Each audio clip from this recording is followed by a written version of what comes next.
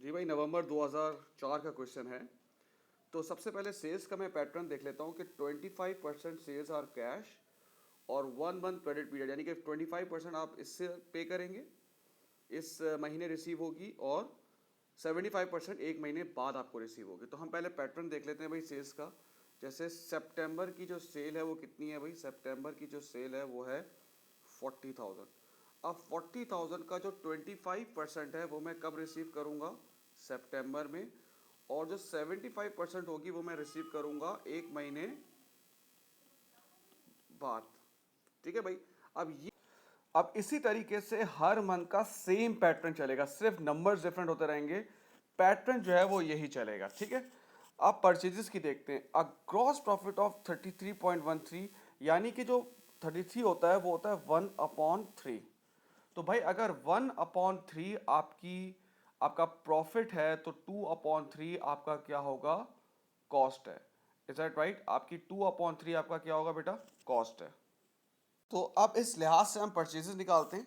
अच्छा, उसने पहले कहा है सेल्स, परचेजेस, उसका मंथ, और आपने पे कैसे किया है, कब किया है। अब आप देख लें भाई, goods are purchase 1 month before sale, यानी कि सेल से एक महीना पहले खरीदते हैं और उसके 2 महीने बाद पे कर देते हैं।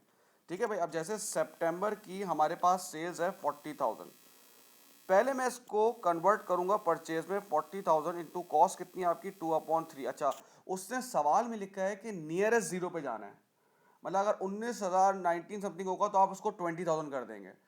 तो ये इस तरीके से उसने आपको बोला है। तो ये कब आ रहा होगा? 2666 समथिंग समथिंग आ रहा होगा। तो आप उसको 27,000 करेंगे, क्योंकि सवाल में लिखा हुआ है नियरेस्ट जीरो पे आपको लेके जाना है। तो ये हमने एक महीने पहले खरीदी, यानी कि सितंबर में सेल थी तो हमने खरीदी होगी किसमें? हमने खरीदी होगी अगस्त में।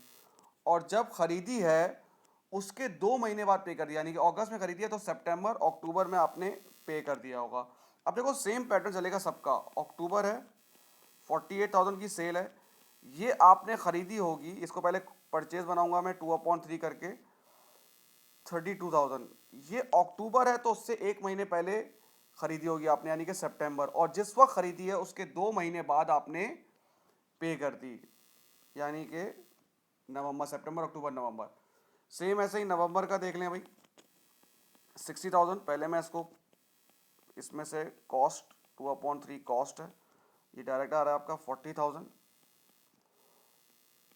अक्टूबर, अब ये सीरीज को भी आप फॉलो करोगे ना, अगस्त सितंबर, तब भी आपका सही हो जाएगा। अक्टूबर, नवंबर, दिसंबर। इस तरीके से आपका ये सेल और परचेज का पैटर्न होगा। आपने देखा होगा कि कुछ इस तरह का ऊपर जो है वो पैटर्न है वो कर लिया होगा। ठीक है भाई। अब मैं आपको एक टेक्निक बताता हूँ, क्योंकि शॉर्ट तरीके से करते हैं, क्लास में आप बहुत डिटेल में करेंगे। अच्छा, जो कैश सेल्स होगी उसमें हम लिखेंगे ये जीरो, जो मैंने यहाँ लिखा हुआ है।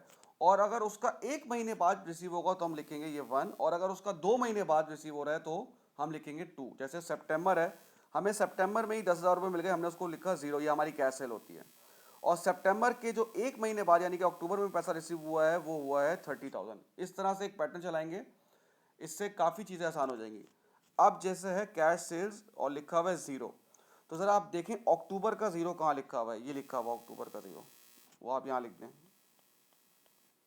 ठीक है भाई। एक तरह से ये है कि नवंबर में जो सेल हुई थी वो उसी वक्त आ गई है। तो नवंबर की कैश सेल्स कितनी है? 60,000 का 25% जो ये आ रहा है। फिर दिसंबर का देख लें भाई कैश सेल्स 13,500, और जनवरी का देख लें भाई कैश सेल्स 9,000। अब 1, अब अक्टूबर का 1 कब आ रहा है? ये रहा अक्टूबर का 1, ये आप इस तरह से यहाँ लिख देंगे। ठीक है ना। इसका मतलब क्या होता है? अक्टूबर में आपने एक महीने पहले वाला जो पैसा रिसीव किया है वो है, लेकिन अगर आप 1012 करेंगे तो मुझे लगता है इससे ज़्यादा आसान हो जाएगा। अब नवंबर का 1 देखो किधर आ रहा है, ये रहा 36,000। सेम ऐसे ही दिसंबर का 1 देख लें भाई, 45,000। और दिसंबर जनवरी का 1 देख लें भाई, जनवरी का 1 आ रहा है, ये रहा 40,500। अब पेमेंट्स की बात करते हैं, परचेस की। अक्टूबर में ये देखें, ये सब लिखा हुआ है। अक्टूबर में आपने कितना पे किया है? 27,000। नवंबर में कितना पे किया है? 32,000। दिसंबर में 40,000, और जनवरी में 36,000। वेजेस देख लेते हैं भाई, वेजेस हैं 28,000 और ओवर हेड्स हैं 10,000 हर मंथ पे कर रहे हैं। 28,000 28,000 28,000 जीरो जीरो लगा दीजिएगा बेटा। मेरा मकसद जो है वो सिर्फ आपको ये समझाना है, ठीक है ना। प्लस माइनस आप सोल्यूशन में भी देख लेंगे, आंसर्स में भी देख लेंगे। ओवर हेड्स कितना है भाई, 10,000 10,000 10,000 10,000। डिविडेंड देख लें भाई, डिविडेंड कितना पे किया हम लोगों ने, लेकिन वो पे कब किया है, जनवरी में पे किया है फॉर द ईयर एंडेड। आप डिविडेंड देख लेंगे भाई, इसमें मिसिंग है 8,000 लिखा हुआ है। अगर आप सवाल देखेंगे तो 8,000 जो है वो आपने पे किया है जनवरी में। और सेम ऐसे ही मशीन कब खरीदी आपने, लिखा हुआ है नवंबर में। मशीन का आउटफ्लो कितना होगा 30।